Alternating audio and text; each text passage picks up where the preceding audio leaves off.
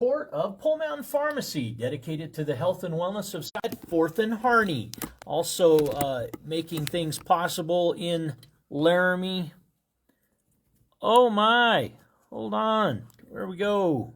Get Sam Burkett right in the dialed in Facebook Live. And Sam Burkett, good morning.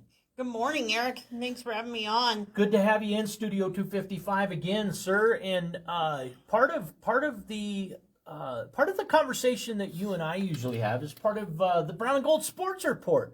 And you, friend, I just heard from a little birdie, had a birthday. Happy birthday, belated birthday. You celebrated it on the Border War Day in Laramie, Wyoming. Our Cowboys basketball team showing a victory. The first in Sundance Wick's history of head coaching for the Pokes. Congratulations and happy birthday, fella.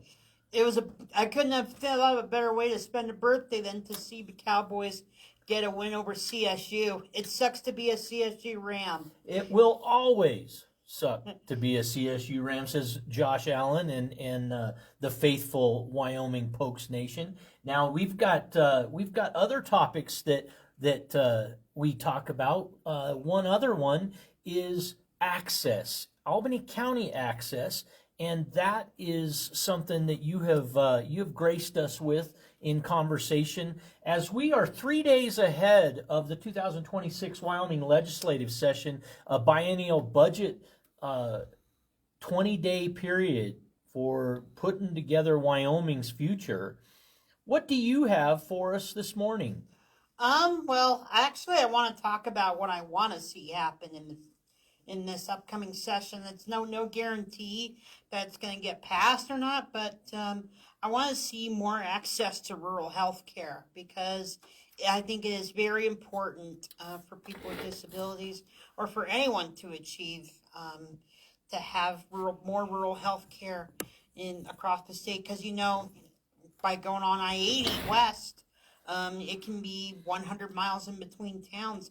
Like, say, if you had a heart attack or a stroke, you could be waiting for like probably 2 hours on the road, and no guarantee, especially during the winter months. I mean, it's been a very mild winter this winter, but that the roads could be closed and you could be SOD, like out in the middle of, like, let's say between Rollins and Rock Springs.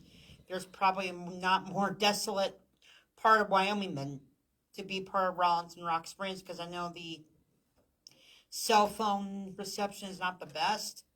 It's funny you mentioned cell phone coverage. I mentioned that in earlier interviews this week on the Talk Shop, where I think it was Jim Skogard, U.S. Senate candidate for Wyoming this election cycle. And one of the conversation points was 20 years ago, Wyoming had analog telephone service. And that was much more critical for Wyoming, rural Wyoming, than perhaps many people may have realized. And the Wyoming legislature has not required cell phone companies to hand off our signals, our coverage from one tower, and the extent of our phone calls. Sometimes calls drop. Sometimes they drop because they can't be continued. There's nowhere for them to be handed off to.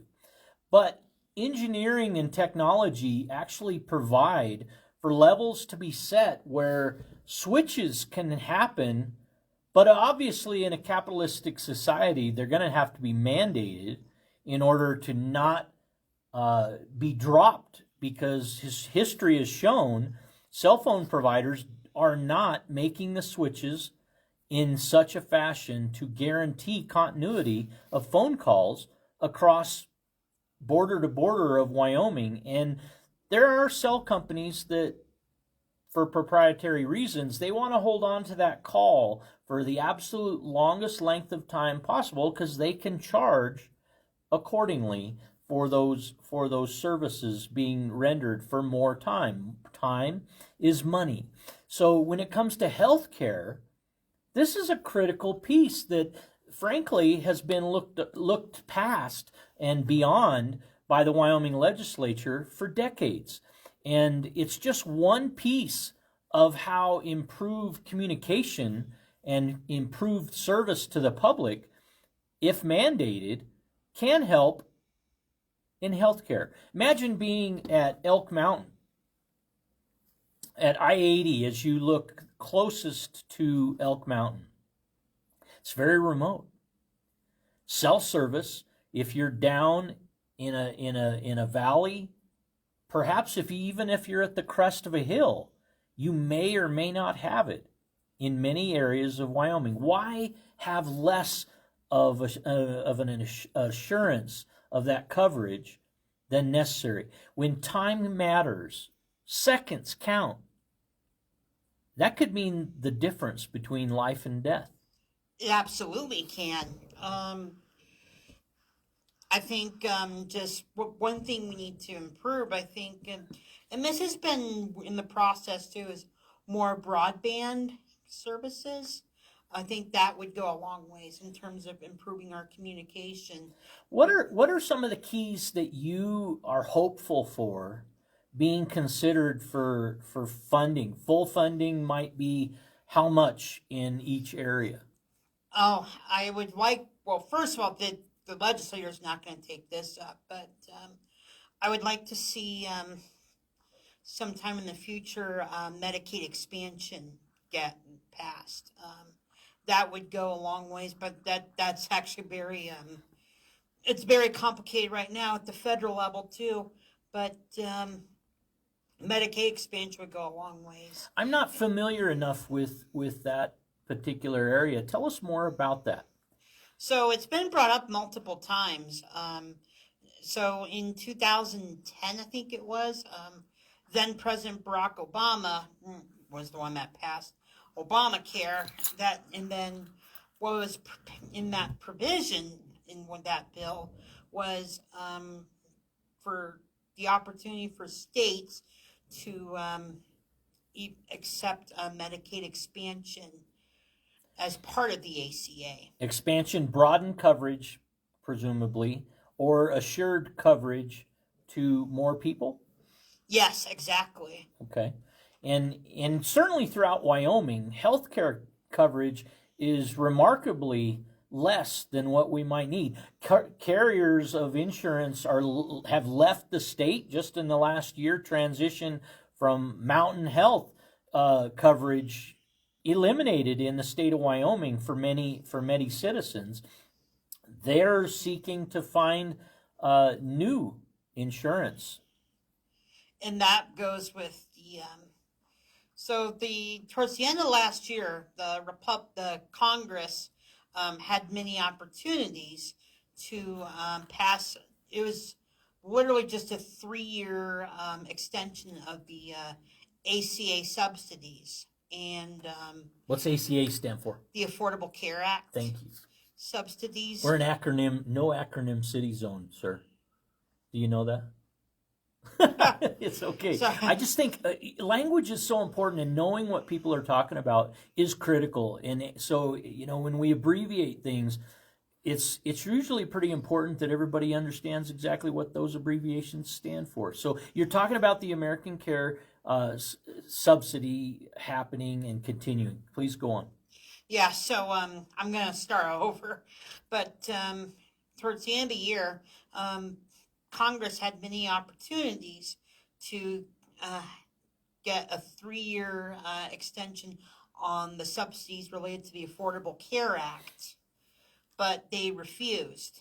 And so starting January 1st, thousands of people in Wyoming and millions across the country saw their premiums go up, sometimes 200%. Wyoming has one of the highest increase in premiums. Some people go up 200%, some go up 100%. I mean, it just kind of varies, and which has led to many Wyomingites having to find alternative health care plan. You hit it right on the money. And what what I recall personally,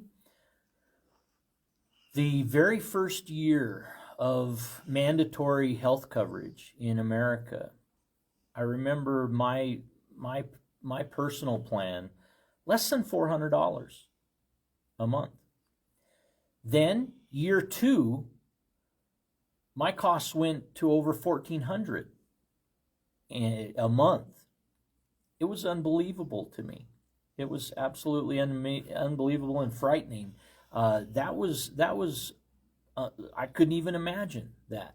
And what happened then was there was some subsidy that came in, and Americans, I guess, like me, were able to better afford something, and prices leveled out and came in adjustment, and I think I was a benefactor. I was a beneficiary of that change myself. What has been your personal experience with care? Are you covered? Are you able to live confidently that if something happens to you, your needs will be looked and cared for? Well, first of all, I got off to a really good start. For the first 26 years of my life, I was on my parents' health care, Mm-hmm. they were on Blue Cross and Blue Shields, which was covered by the federal government. But they used to work for the government. My mom used to work for the Forest Service, and my dad used to work for the Parks. Although my dad quit the Park Service when I was only about a few months old, but and they got the great health care through their insurance, and they really set me up on a good path. And I'm on Medicaid, and Medicaid has covered a lot of my stuff. There's some stuff that I still have to pay out of pocket, like for my glasses and for my dental stuff. Like, well, particularly if I have to get a cavity done. That's what. Dental care is tough, isn't it? Oh, it really is. Dental and vision seem to be one of those where you're basically going to change, at least initially. Most plans indicate you're going to trade your premiums paid for a minimal guaranteed office visit, or in the case of dental, it might be a 6-month cleaning or a health and wellness kind of check, and so that kind of, you're getting what you're paying for. Mm-hmm. You're just paying a insurance provider for another level of care versus direct pay personally for your individual dental care. One of the challenges in today's world is a prescription filled at a pharmacy, private commercial pharmacy, might be $60. If you go through this coverage, it might be $210 to you as a carrier of this insurance. It doesn't strike most as even sensible. It doesn't come off even something that we can understand. Why is there a difference if you pay cash? You're not covered at all, and your cost would be $1,000 for a CPAP test. One of those sleep apnea type of studies. And if you have insurance, they can be thousands of dollars billed. Yes. I'm not a person in complete understanding of how that even is possible. I mean, I know how it's possible. You can be charged, you can be invoiced for anything, but should you be? Well, first of all, I think a lot of these, the reason why we're seeing, even before the ACA subsidies expired, or the Affordable Care Act subsidies expired, we were seeing a lot of this. Big pharma is paying into the pharmaceutical companies. It's the corporate insurance companies are getting more of, when they get more, people get less, meaning that they can't afford it. That's what is the concern behind this, is that a lot of these, like big pharma and all that, I don't know all the big ones, but like the top pharmaceutical companies are getting more for profit, and the people are getting less because they just simply can't afford it, and it's just it's been an unfair system for decades. You're exactly right there. Sam, for those just joining us, Sam Burkett, thank you for coming this morning to the talk shop. And we have a question if regarding Medicare and Medicaid coverages. We have one individual that would they'd like to visit with you direct on some questions that they have. How would somebody get a hold of you, Sam, if you're open to that type of inquiry coming to you directly? I would love to meet with this person. Yeah, sure. They can call me at 970-391-0902. Okay, And very they good. can text me at that number too. Want to thank those listeners in the audience for that reminder. It's always good as people may join the show as it's ongoing. We're visiting with Sam Burkett in Studio 255 at the Laramie Plains Civic Center. This segment brought to you by Union Home Mortgage. Dan Passman at 208 East Grand in historic downtown Laramie. And we'll enjoy a segment with Dan and credit tips upcoming on the talk shop as well. Right now, we're talking about access, and we're talking about 3 days away from a 20-day legislative session. And this is a budget session for Wyoming. And what are your specifics? What would you want our 6 legislators to know for Albany County from you directly, Sam? This actually goes for all of our legislators, but the JAC, the Joint Appropriations Committee, a few weeks back, they passed a bill that would cut $40 million from the block grant, as well as I think approximately $6 million from NIL funds from UW Athletics, which all together it would add up about $60 million from the university, and those cuts would totally decimate the college. And another thing that they're talking about is is just a complete defunding of the Wyoming Business Council. It's interesting. I want to go back to the university cuts, because you just said it would decimate the college. One report I read from a gubernatorial candidate indicated that the $40 million was 6% of the budget. It was 6% of the total budget for the University of Wyoming. I don't know how that contrasts with what you've read and your information, Sam. Is that different? Is that widely different? Would that be a shock to you that it's 6%? It's actually much greater than that. I read a report. It's from Jeff Victor. Okay, the Laramie Reporter, right? Yeah, they would cut. It would lead to a cut of like 160 staff members. This would include janitor staff as well as. Now I understood from Wyoming Public Radio that 160 full-time employee challenge, the public radio reported a January 20th, 2026 letter issued by President Ed Seidel, and it focused on the impact could be a loss of 160 employees, full-time employees. This letter was directed by email, reportedly, to Wyoming, University of Wyoming staff, students, and faculty, and that report itself indicated same information that 160 employees could be lost. Now, what concerned me in that is that why do you think only spending in employees was featured by President Seidel? Why was there not a position of leadership with a perspective that might have included other spending choices being made or not made? And why the focus so exclusively on full-time employees being lost? Why instill that fear, do you think?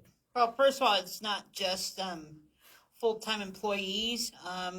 There could be some cuts all across different colleges. Uh-huh.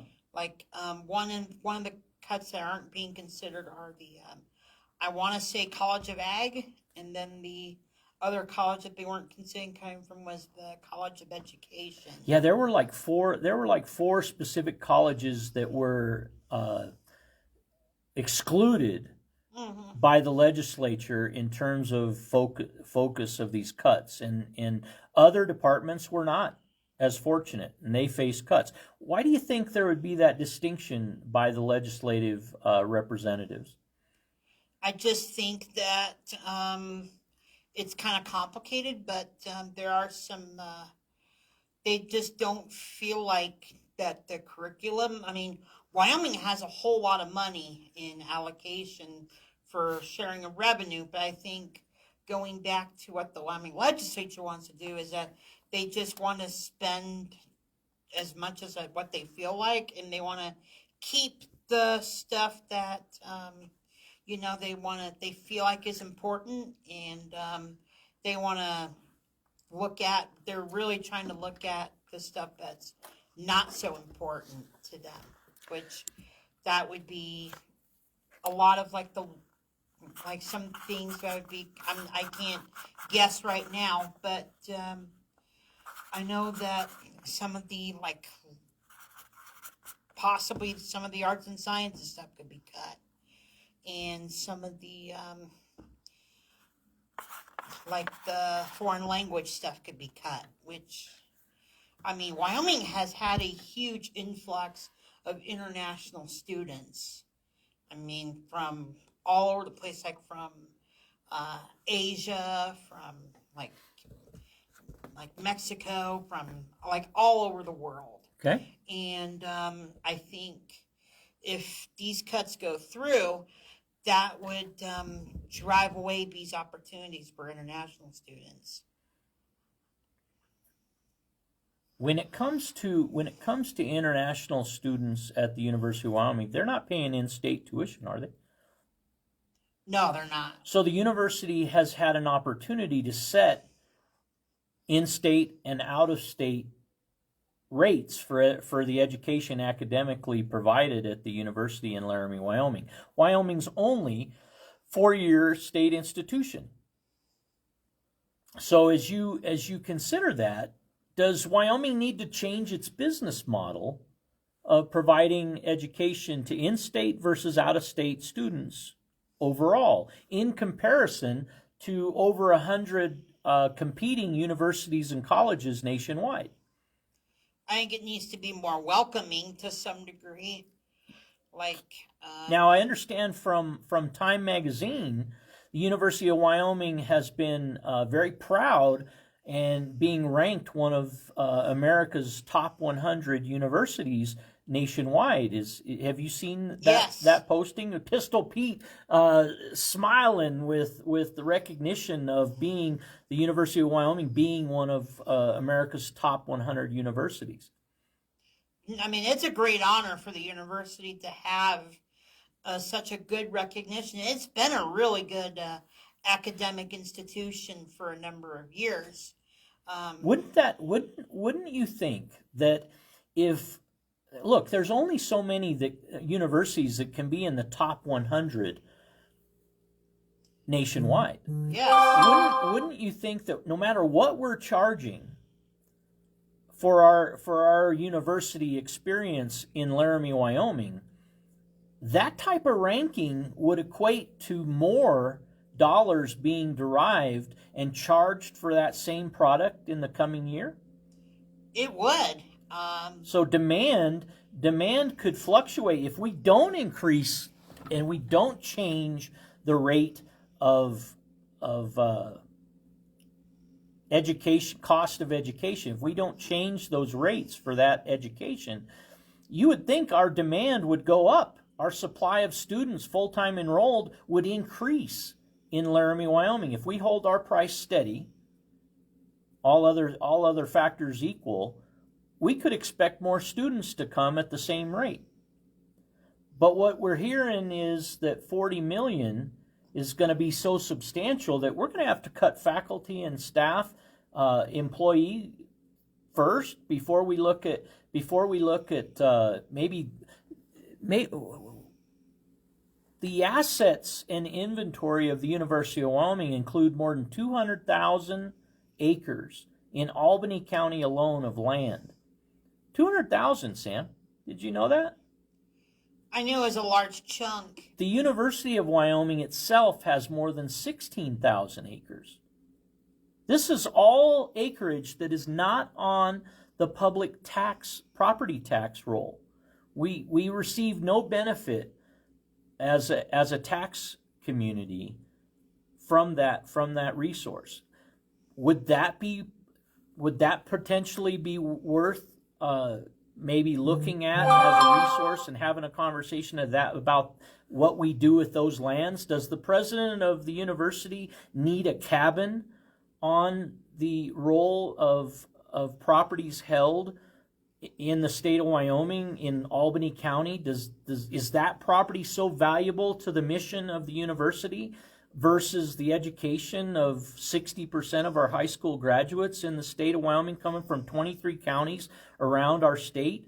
You very importantly mentioned that there's big concern about when educational colleges at our four-year institution are threatened with cuts. Shouldn't we look at all possibilities? I think we can look as much as we can, but I don't think it's really that necessary for, to build a cabin with 16. The cabin was built on the record. Whatever's on the cabin, it's just on the Albany County Assessor's roster of properties. As you would list a property by address and so forth, it's referred to as the president's cabin, university president's cabin. That's interesting to me. I've never seen it, never been invited, never been there. But when I was in college at the University of Wyoming, just 30 miles away from here, above Centennial, Wyoming, there was the UW Rec Camp. And the UW Rec Camp was a central facility for cooking and food service, and you could hold meetings. We in Residence Life and Food Service Department, we held our training, our paraprofessionals in that location. There were like 10 or 11 cabins, individual cabins that were assorted through. That property was sold by the university. I believe a church in Nebraska holds title to that property now. And it's interesting to me, had that been sold to a on an open market with a bid process for sale, perhaps a private citizen or a commercial entity might own it and be paying taxes that could assist in the overall budget of Wyoming as a whole. Those things aren't always known to everybody. Those resources not always recognized or even talked about. I guess where I go back to is President Seidel's January 20th letter focused on employees could be cut. I like to see more creativity from a leader that makes over $300,000 annually himself to come up with greater ideas that might help us push through economic hard times. I want to see more opportunities too, more creativity from the president. I mean, he's on his way out in the summer, but I do want to see more opportunities for not just our students to be on campus, but to stay in Wyoming. That's where the Wyoming Business Council comes in hand. It could even, before we go to the Business Council, one more topic with the University of Wyoming. Do you know that Orr Hall has been offline 2 years now, come this academic year? I know it's been a while. Yeah, more than 350 student capacity residence hall offline. Not 1 year, but year 2. That's 2 years of revenue, 2 years of affordable housing, 2 years of food service, not derived and economically gaining for the people of Wyoming on something that was funded through housing and urban development funds in the 1950s and 60s. We could create more opportunities for students, like more, like more offices for more resources for people that they want to talk to, like to get more involved on campus and in the Laramie community. That I'm not sure what Albany County campus for Laramie County Community College has as full-time enrolled student base, but might those students be well invited to be a part of the public housing that was created for this University of Wyoming in the 1960s in Orr Hall, Downey Hall, McIntyre, White, Crane, and Hill halls? All of those, you talk about converting to basically repurposing to offices and so forth. Yeah, if we could derive income from, maybe there is an opportunity to repurpose in a variety of ways. But what about keeping them under their current design and have them as student housing and relieving the affordable housing demand in Laramie, Wyoming as a collective in the community through some creative thought? Why not house WYACCESS students? Why not seek an explosion of the LCCC Albany County campus to have housing partnership with the University of Wyoming, and therefore keep legacy halls alive as you've built a 984 capacity North and South Hall. Beautiful, beautiful facility, no argue. But there's still life in those residence halls versus sitting dormant and unused, underutilized. That to me is a waste of public dollars. That would be a good consideration to have the LCCC or some LCCC students move in, because there's a quite a big population of Laramie students that do go to LCCC here on the Laramie campus. Now, bear in mind, I realize that the on-campus residence life opportunity that would be Orr Hall, Downey Hall, or McIntyre Hall at this time, Crane and Hill notwithstanding, they were previously taken offline by the residence life program at the University of Wyoming. But this is one of those things where that type of housing doesn't suit all people. So in 2025, in February, when I made city council members in Laramie, Wyoming, when I made that body of 9 individuals aware of Downey Hall's plan to be taken offline, added to Orr Hall, we're talking over 700 beds, Sam.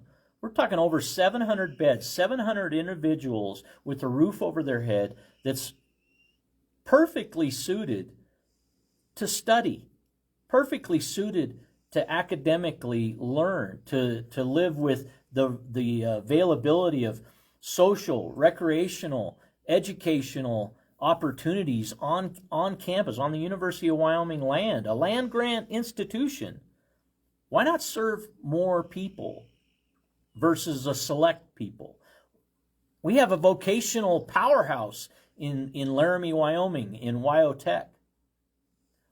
Why not consider the integration of vocational students being housed when that opportunity is available also?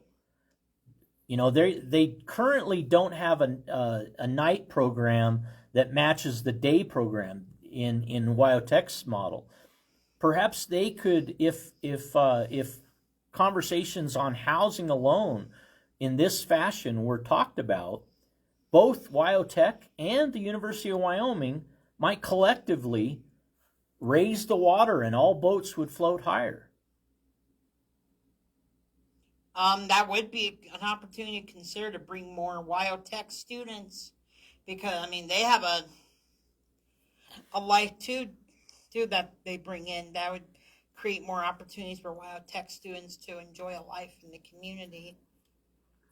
We've got agreement with you, Sam, on many points that we've discussed thus far. Audience members that are tuned in on our live broadcast on social media have noted that. One has provided their phone number. We're going to get that to you during the break, and we'll be back in a moment with more on the Talk Shop with Sam Burkett. This morning's topic: funding in the state legislature. A session 3 days away, February 9th, and 20 days beyond that, and it's Wyoming's budget. Future or not? Is it as much as it can be? Sam, we'll be back in a moment and discuss more.